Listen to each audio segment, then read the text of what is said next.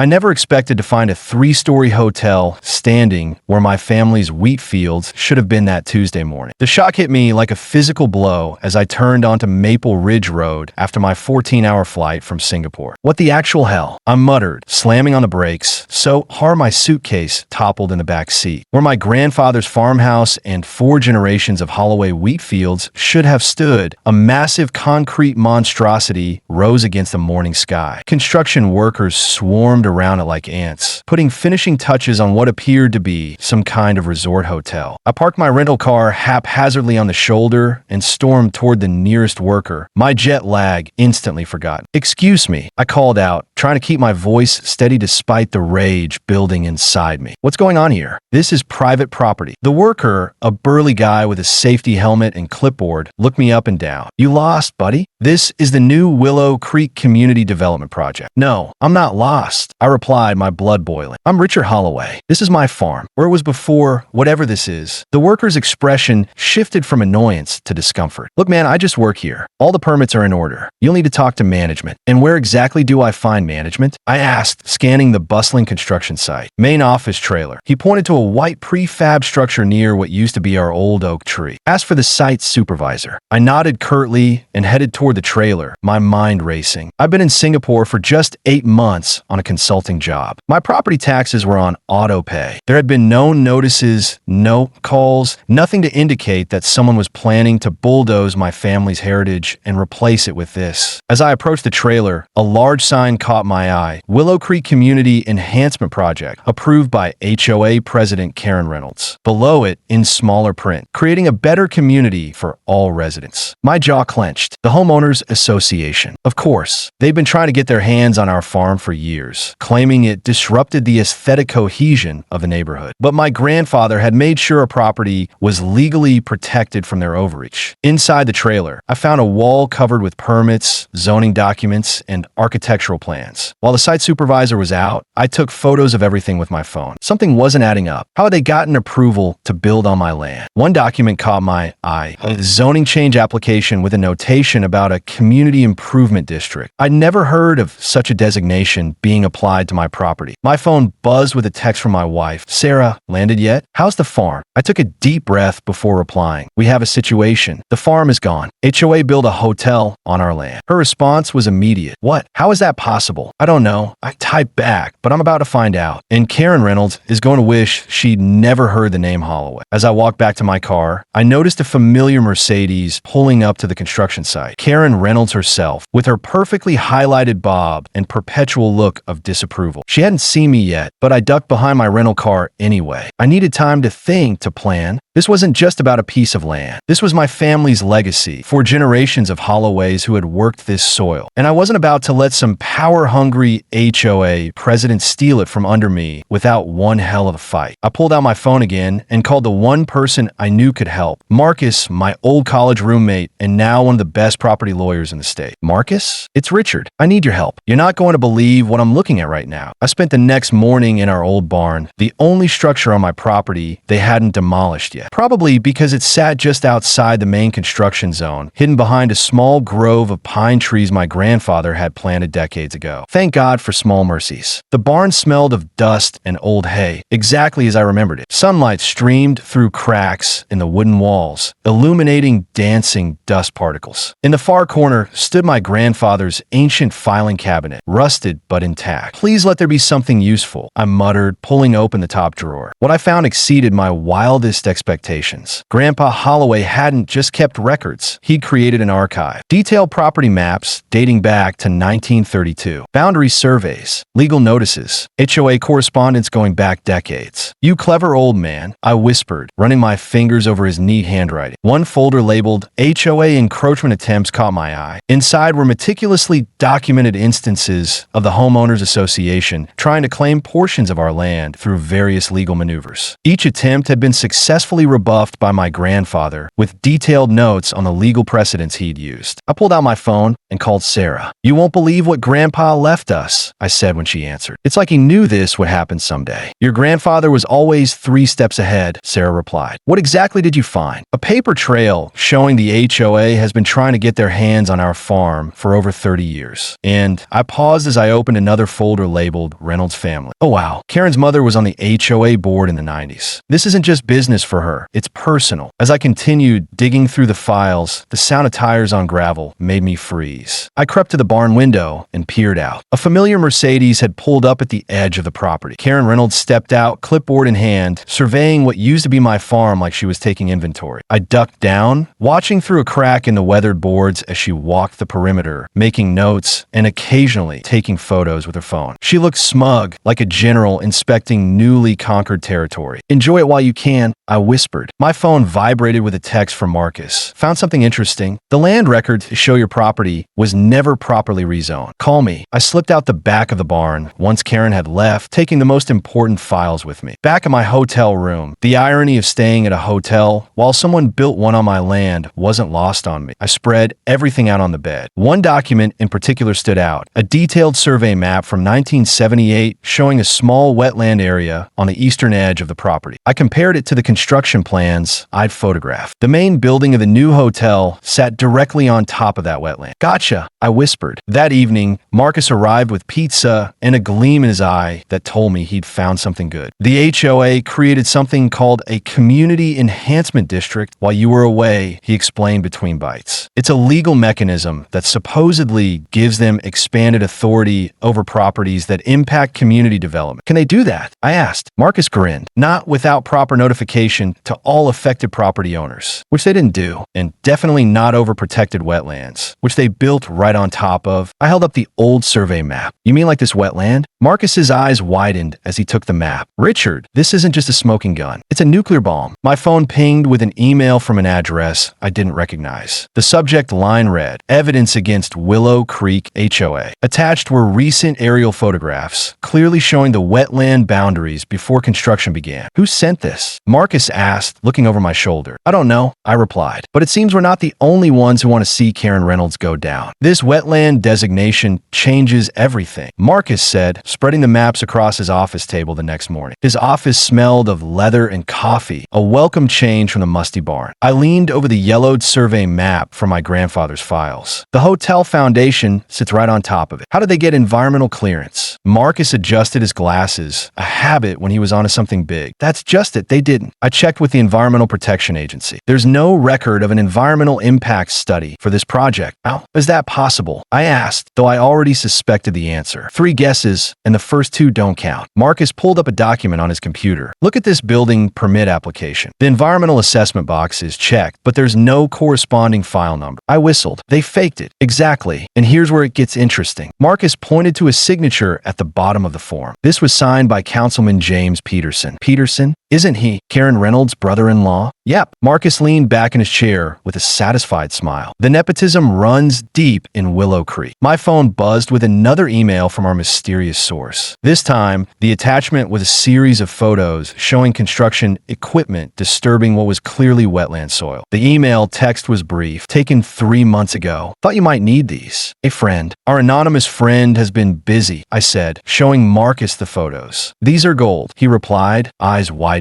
"With these and your grandfather's maps, we can prove they knowingly built on protected wetlands." Just then, Sarah called. "Richard, I've been doing some digging online. The Willow Creek Environmental Alliance has been fighting the HOA for years over development projects. They might be willing to help." "Great idea," I said. "Can you reach out to them?" "Already did. Their director, Elena Martinez, wants to meet us for lunch." 2 hours later, we sat across from Elena at a local cafe. She was a formidable woman in her 50s with silver-streaked hair and the determined look of someone who'd fought many environmental battles. "We've been documenting the HOA's environmental violations for years," Elena explained, sliding a folder across the table. "But they've always managed to slip through loopholes or bully people into silence." I opened the folder to find more evidence. Water water quality reports showing contamination downstream from the construction site, bird migration patterns disrupted by the development, even internal HOA emails discussing how to work around environmental regulations. This is incredible, Marcus said, flipping through the documents. With this and what Richard's grandfather left, we have enough to file for an immediate injunction. Elena nodded. The Alliance will formally join your lawsuit. It's time someone finally stood up to Karen Reynolds and her cronies. As we left the cafe, my phone rang with an unknown number. Is this Richard Holloway? A nervous male voice asked when I answered. Yes, who's this? My name's David Chun. I was on the HOA board until last month. He paused. I resigned when I found out what they did with your property. It wasn't right. My heart raced. Are you the one who's been sending me evidence? Some of it, he admitted. Look, there's more you should know. The board never fully approved this project. Karen pushed it through with only partial board consent, which violates the HOA bylaws. Would you be willing to testify to that? Marcus asked as I put the call on speaker. A long pause. Yes, David finally said. It's time someone held Karen accountable. After hanging up, I looked at Marcus and Sarah. This is bigger than just my farm, isn't it? Marcus nodded grimly. Karen Reynolds has been running Willow Creek like her personal kingdom for years. Your grandfather knew it. That's why he kept such detailed records. And now we're going to use those records to take her down, Sarah added, squeezing my hand. That evening, as we finalized our legal strategy, I felt a strange mix of anger and gratitude. Anger at what had been done to my family's land, but gratitude for my grandfather's foresight. He couldn't have known exactly what would happen, but he prepared for it anyway. We file first thing tomorrow morning, Marcus said, closing his laptop. Emergency injunction to halt construction, followed by the full lawsuit. I nodded, looking at the pile of evidence we'd assembled. Karen Reynolds has no idea what's coming. I never expected to see my face on the front page of the Willow Creek Herald, but there I was, standing in front of what used to be my farm with the headline, "Local man returns to find family farm replaced by hotel. Claims HOA overstepped authority." Well, that escalated quickly, Sarah said, sliding the newspaper across the breakfast table at our hotel. I scanned the article. The reporter, Jessica Winters, had done her homework, detailing my family's four-generation history with the farm and questioning the legality of the HOA's actions. She'd even reached out to Karen Reynolds, who had declined to comment. A first, according to the article. This is good, Marcus said, reading over my shoulder. Public pressure will help our case. My phone hadn't stopped buzzing since the article went live. Most surprising were the messages from neighbors I barely knew, sharing their own stories of HOA harassment. Mr. Holloway? This is Emily Rodriguez from Channel 5 News. A young reporter with a cameraman stood outside the hotel when we exited. Would you mind answering a few questions about your situation with the Willow Creek HOA? Before I could respond, Marcus stepped in. My client would be happy to make a brief statement. The camera's red light blinked on, and Emily held the microphone toward me. Mr. Holloway, can you tell us what happened to your family farm? I took a deep breath. I returned from an overseas work assignment to find that the Homeowners Association had illegally seized my family's farm, land that's been in my family for 4 generations, and begun constructing a hotel. They did this without proper notification, without legal authority, and in violation of environmental regulations. And what are you hoping will happen now? I want justice, not just for my family, but for everyone in Willow Creek who's been bullied by an HOA that thinks it's above the law. As we drove to the courthouse to file our injunction, I noticed people pointing at our car, some even giving thumbs up. Word was spreading fast in our small town. At Rodriguez's convenience store, where I'd stopped for coffee, the owner called me over. Mr. Holloway, my family has owned this store for 30 years. Last year, the HOA tried to force us to change our sign because it wasn't aesthetically pleasing. Cost me thousands in legal fees to fight them. He leaned closer. I'm glad someone's finally standing up to them. By afternoon, my phone was ringing with calls from other local business owners and residents, all with similar stories. The HOA had been wielding its power like a weapon for years, and people were tired of it. Then came the text I'd been expecting. Emergency HOA meeting tonight, 7 p.m. Your presence is requested. Karen Reynolds. It's a trap, Sarah said when I showed her the message. Marcus disagreed. Actually, this is perfect. Go to the meeting, but let me prepare you first. That evening, I walked into the community center, find a pack. Karen sat at the front table with the remaining HOA board members, looking immaculate as always in a blue blazer, her expression a mixture of annoyance and confidence. Mr. Holloway, she said as I took a seat in the front row, thank you for joining us. We've called this emergency meeting to address the misunderstanding regarding your property. Misunderstanding, I repeated, loud enough for everyone to hear. You built a hotel on my farm without my knowledge or consent. What part of that is a misunderstanding? Karen's smile tightened. The Community Enhancement District designation designation gave the HOA certain authorities. Authorities you invented, I interrupted, pulling out copies of my grandfather's documents. I have here the original HOA bylaws, which clearly state that no property can be rezoned without the owner's explicit consent. Murmurs spread through the room. Karen's face flushed. Furthermore, I continued, I have evidence that the hotel is being built on protected wetlands without proper environmental assessment. That's preposterous, Karen snapped. We followed all proper procedures. Did you? I slid a copy of the building permit across the table. This permit claims an environmental assessment was completed, but there's no record of one with the EPA. That's fraud, Karen. The room erupted in whispers. I noticed several people filming with their phones. And most damning of all, I said, my voice rising above the noise, I have testimony from a former board member that this project was pushed through without full board approval, in violation of your own bylaws. Karen's face went from red to white. This meeting is adjourned, she announced, standing abruptly. No, it's not, called a voice from the back. An elderly man stood up. According to the bylaws, only a majority vote can adjourn an emergency meeting. He looked around the room, all in favor of continuing this discussion. Nearly every hand went up. As Karen sank back in her chair, I realized the power dynamic in Willow Creek had just shifted dramatically. For the first time in years, the community wasn't afraid to challenge her, and it felt damn good to be the catalyst. The county courthouse was packed that Tuesday morning. Every wooden bench was filled with Willow Creek residents, reporters, and curious onlookers. I sat at the plaintiff's table with Marcus, trying to ignore the butterflies in my stomach. Behind us, Sarah squeezed my shoulder reassuringly. All rise for the Honorable Judge Eleanor Hartman, the bailiff announced. Judge Hartman, a stern-looking woman in her 60s with silver-rimmed glasses, took her seat and surveyed the courtroom. Quite the turnout today, she remarked dryly. Let's proceed with Holloway versus Willow Creek Homeowners Association. Marcus rose first, his voice steady and confident. Your Honor, this case represents one of the most egregious abuses of power I've encountered in my 20 years of practice. The Willow Creek HOA, under the leadership of Karen Reynolds, illegally seized my client's family farm, property that has been in the Holloway family for 4 generations, and began constructing a hotel without proper notification, legal authority, or environmental clearance. He methodically laid out our case, displaying documents on the courtroom's projection screen. My grandfather's meticulous records, the fraudulent building permits, the environmental violations, and the testimony from former board member David Shun. Most damning of all, Marcus concluded, is the evidence that the hotel was deliberately built on protected wetlands, a clear violation of federal environmental law. Karen's attorney, a slick corporate lawyer named Richard Blackwell, presented their defense next. He argued that the Community Enhancement District designation gave the HOA authority to repurpose underutilized properties for the greater community good. Furthermore, Blackwell added smoothly, Mr. Holloway's extended absence from the property constituted abandonment under local ordinances. Objection, Marcus called out. No such abandonment clause exists in Willow Creek ordinances. Sustained, Judge Hartman said, eyeing Blackwell with obvious skepticism. When Karen took the stand, she was the picture of composed confidence in her tailored suit, but I could see the tension in her jaw. Mrs. Reynolds, Marcus began during cross-examination. Can you explain why the environmental impact study referenced in your building permit doesn't actually exist? Karen's smile remained fixed. There must be some clerical error. We certainly conducted all required assessments. A clerical error? Marcus picked up a document. Then perhaps you can explain this email from you to Councilman Peterson, dated March 15th, where you write, and I quote, "We need to fast-track this before anyone notices the wetland issue." A murmur ran through the courtroom. Karen's smile faltered. "That's taken out of context," she insisted. "Then please provide the context," Judge Hartman interjected. Karen fumbled through an explanation about routine challenges and streamlining processes, but the damage was done. The turning point came when David Shun took the stand. Despite his obvious nervousness, he testified clearly that Karen had pushed the hotel project through without proper board approval and had specifically instructed board members to avoid mentioning the wetland designation. She told us it would complicate things unnecessarily, David testified, unable to meet Karen's glare from across the room. Elena Martinez from the Environmental Alliance presented next, showing aerial photographs of the wetland before construction began and current images of the environmental damage. This wetland was home to 3 endangered species, Elena explained. The damage is substantial and possibly irreversible. By the time closing arguments came, Karen's confident facade had crumbled. She sat rigid in her chair, whispering furiously to her attorney. Judge Hartman removed her glasses, rubbing the bridge of her nose. I've seen a lot in my years on the bench, but this case is exceptional. The evidence of misconduct is overwhelming. She looked directly at Karen. Mrs. Reynolds, did you genuinely believe you had the authority to seize private property and build on protected wetlands? Karen straightened. Your Honor, everything we did was for the betterment of Willow Creek. The hotel would have brought jobs and tourism. That wasn't my question, Judge Hartman interrupted sharply. Did you have legal authority to take Mr. Holloway's land? The courtroom fell silent. Karen's mouth opened, then closed. No, Your Honor, she finally admitted. Judge Hartman nodded. I'm issuing an immediate injunction halting all construction. Furthermore, I'm ordering a full environmental assessment of the damage and referring this case to the district attorney's office for potential criminal charges. The gavel came down with a crack that seemed to echo through the stunned courtroom. As we stood to leave, I caught Karen's eye across the room. For a brief moment, her mask dropped completely, revealing a mixture of shock, anger, and something else, fear. The untouchable queen of Willow Creek had finally been dethroned. Outside, reporters swarmed us on the courthouse steps, but all I could think about was my grandfather and how his foresight had made this victory possible. Somehow, he'd known this day might come, and he prepared for it decades in advance. What happens now? A reporter shouted. Marcus smiled. Now, justice happens. 6 months later, I stood in the middle of my wheat field, watching the golden stalks sway in the autumn breeze. The hotel was gone, demolished 2 months ago after the environmental remediation team finished their work. All that remained was a faint rectangular outline where the foundation had been, a scar that would fade with time. It's coming back nicely, Sarah said, slipping her hand into mine as we walked through the field. Your grandfather would be proud. I nodded, feeling a lump in my throat. The past half year had been a whirlwind. After Judge Hartman's ruling, things had moved quickly. The district attorney had filed criminal charges against Karen for fraud, environmental violations, and misappropriation of HOA funds. 3 city council members, including Karen's brother-in-law James Peterson, had resigned amid investigations into bribery and corruption. Did you see this morning's Herald? Sarah asked, pulling out her phone to show me the headline. Former HOA President Karen Reynolds pleads guilty, faces up to 5 years. Can't say I'm sorry, I replied, watching a hawk circle lazily overhead. She tried to steal more than just land. She tried to steal our heritage. The aftermath of the case had rippled through Willow Creek like a stone dropped in still water. The HOA had been completely restructured, with David Chun ironically elected as the new president on a platform of transparency and accountability. The Community Enhancement District designation had been permanently abolished. More surprisingly, my case had inspired others. 3 neighboring counties had reported similar cases of HOA overreach, with homeowners citing the Holloway precedent in their lawsuits. Marcus had called yesterday with news that a state senator was drafting legislation to limit HOA powers across the state, informally dubbed the Holloway Act. You've become quite the folk hero, Sarah teased, nudging my shoulder. I just wanted my farm back, I said, but I couldn't help smiling. We reached the old barn, which we decided to keep as a reminder of what had happened. Inside, I created a small display of my grandfather's documents, a testament to his foresight and wisdom. My phone buzzed with a text from Elena Martinez. Environmental restoration grant approved. $250,000 for wetland rehabilitation. We did it. I showed Sarah the message. The wetland area had suffered significant damage, but with the grant money and volunteer help from the Environmental Alliance, we had a real chance at restoring it. Your grandfather's legacy keeps growing, Sarah said, squeezing my hand. As we walked back toward the farmhouse, a new one we'd started building last month, I spotted a familiar Mercedes parked at the edge of my property. Karen Reynolds stood beside it, staring at the wheat field. What's she doing here? Sarah whispered, tensing beside me. Let's find out, I replied, changing direction to approach Karen. She saw us coming but didn't leave. Up close, she looked different, thinner, older, the confident armor gone. Her community service sentence required her to help with wetland restoration projects, though not on my property. Mr. Holloway, she said stiffly when we reached her. I was just passing by. It's growing back well, isn't it? I said, gesturing to the field. She nodded, not meeting my eyes. I wanted to see it before I leave town. You moving? Sarah asked. Yes, after the sentencing next week. Karen finally looked at me directly. You know, I actually believed I was doing the right thing for Willow Creek. The hotel would have brought jobs, tourism, at the expense of someone else's property, I pointed out. And the law. She flinched slightly. Yes, well, I've had plenty of time to reconsider my methods. She glanced back at the field. Your family has owned this land for generations. Mine own nothing. I guess I wanted to build something that would last. For a moment, I almost felt sorry for her. Almost. I should go, she said, turning back toward her car. But she paused, looking over her shoulder. You should know, some of my former associates aren't happy with how things turned out. They had investments in the hotel project, significant ones. Is that a threat? Sarah asked sharply. Karen shook her head. A warning from one property owner to another. With that, she got in her car and drove away. Should we be worried? Sarah asked as we watched the Mercedes disappear down the road. I thought about my grandfather's files, about the community that had rallied around us, about the legal precedent we'd established. No, I said confidently. Let them come. We'll be ready. As we walked back to where our new home was taking shape, I felt a profound sense of peace mixed with determination. This land had survived 4 generations of Holloways. It would survive whatever came next, and so would we.